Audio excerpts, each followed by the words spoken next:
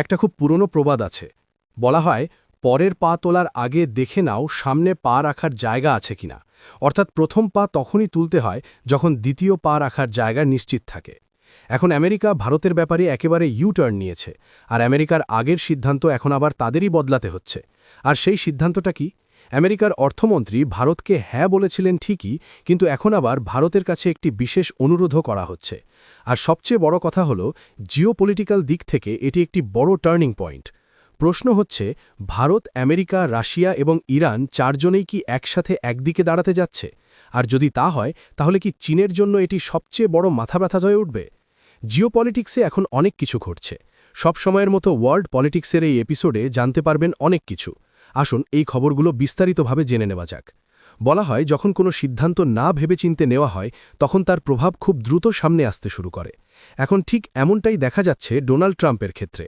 এই যে ম্যাপটি আপনি এই মুহূর্তে দেখছেন, এখানে মাঝখানে ইরান দেখা যাচ্ছে। এই মুহূর্তে ইরানের এয়ারস্পেস বন্ধ রয়েছে, আর বাকি যাত্রাগুলো আশেপাশের পথ দিয়ে হচ্ছে।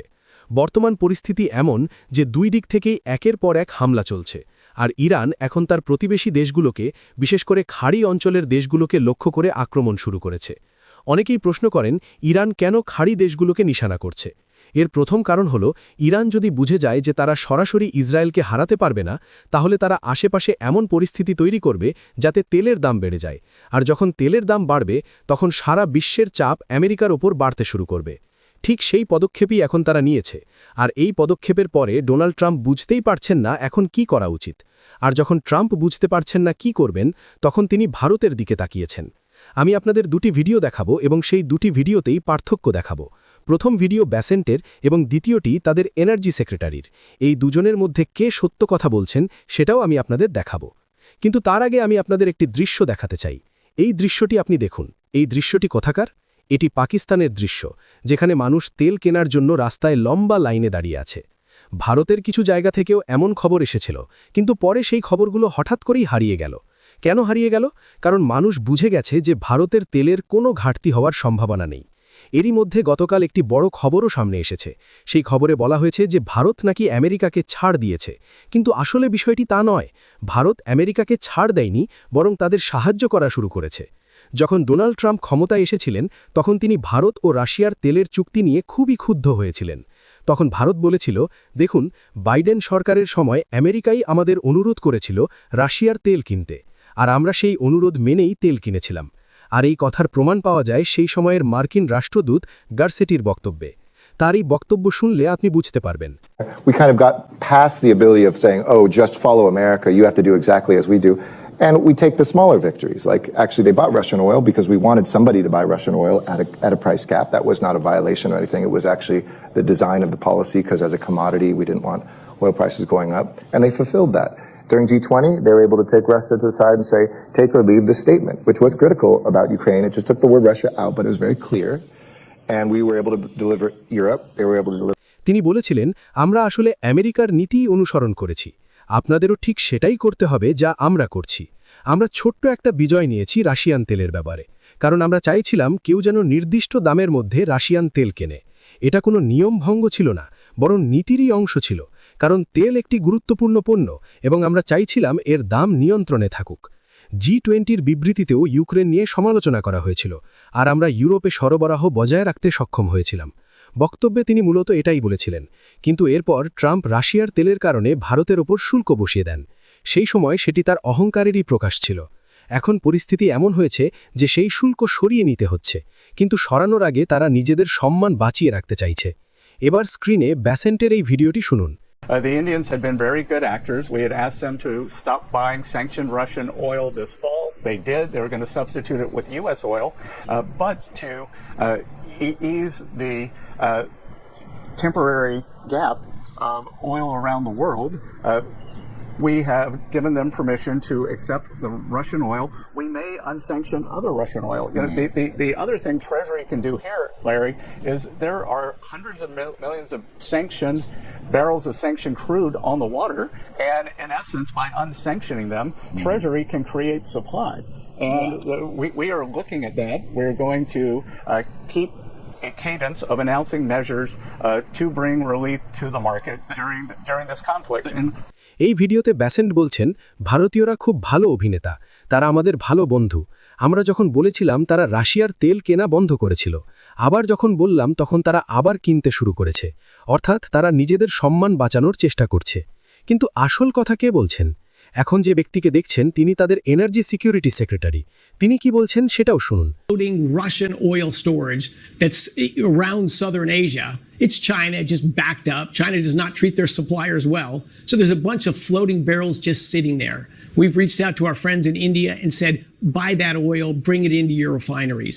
That pulls stored oil immediately into Indian refineries and releases the pressure on other refineries around the world to buy oil that they're no longer competing with the Indians for in that marketplace.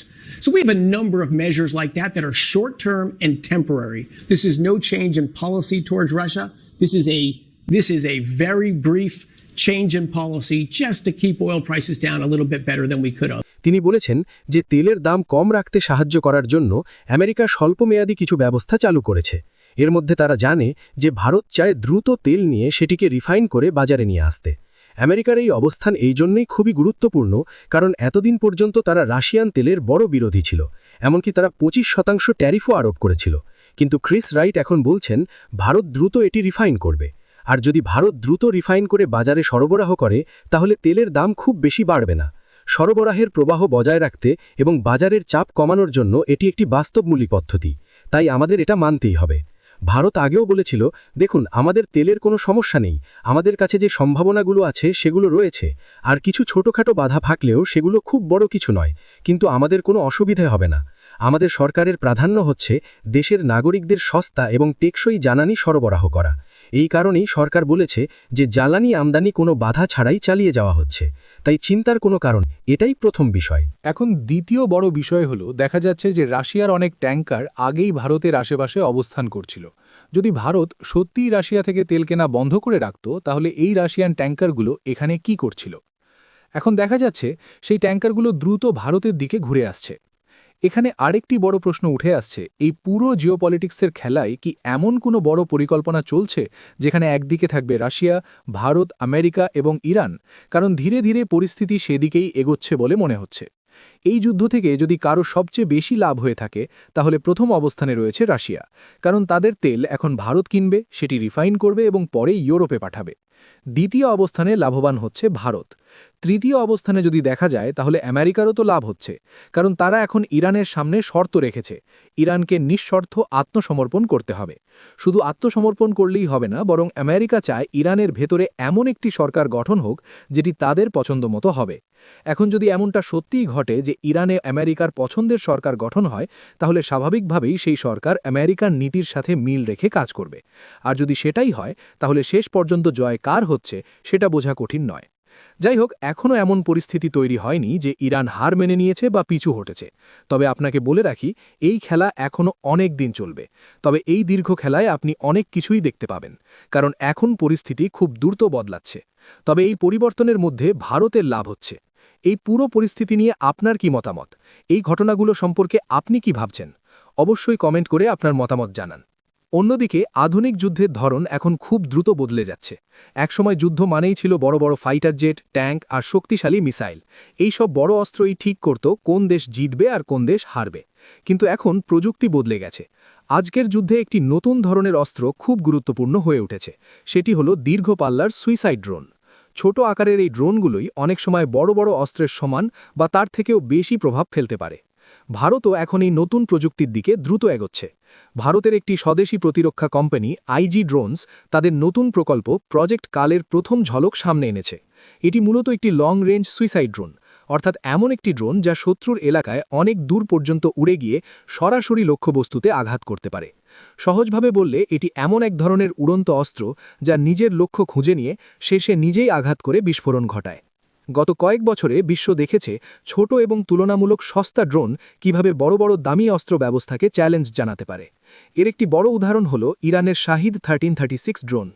এই drone আকারে খুব বড় নয় এবং এর খরচও খুব বেশি নয়, কিন্তু এতে বিস্ফোরক বসিয়ে কয়েকশো কিলোমিটার দূর পর্যন্ত পাঠানো যায়। বিভিন্ন সংঘাতে দেখা গেছে একসাথে অনেক ড্রোন পাঠিয়ে শত্রুর শক্তিশালী এয়ার ডিফেন্স সিস্টেমকেও সমস্যায় ফেলে দেওয়া যায়। এই কৌশলটা আসলে খুব সহজ।